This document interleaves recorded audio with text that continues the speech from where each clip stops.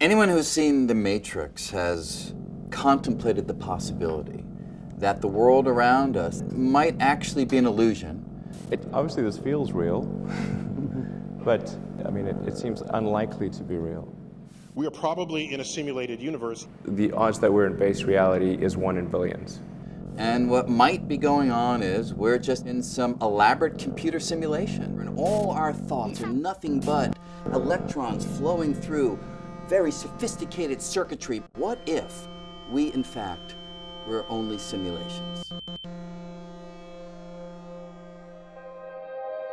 We have no real means of calculating the odds, but there's a high probability that we're inside a simulation. The big question is whether we can actually create beings inside that simulated environment that have consciousness.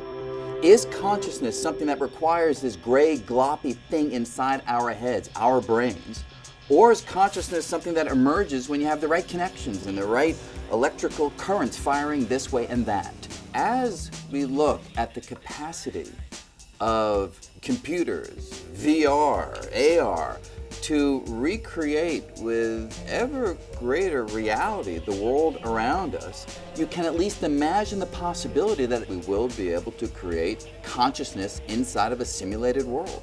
In the future, every kid who comes home from school might kick back and turn on the simulating world software and create their own new simulation.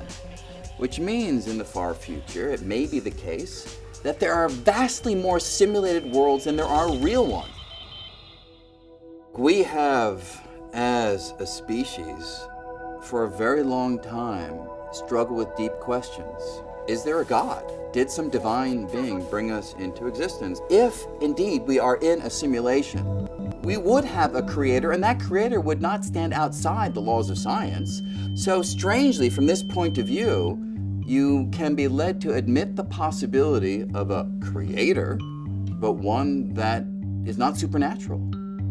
So it's a weird situation where individuals like me, who never really consider the realistic possibility that there's a divine being behind it all of a sudden, we're led to the same set of thoughts and ideas that have been around for thousands of years of human civilization. If we are in a simulated world, you could say, well, does it really matter?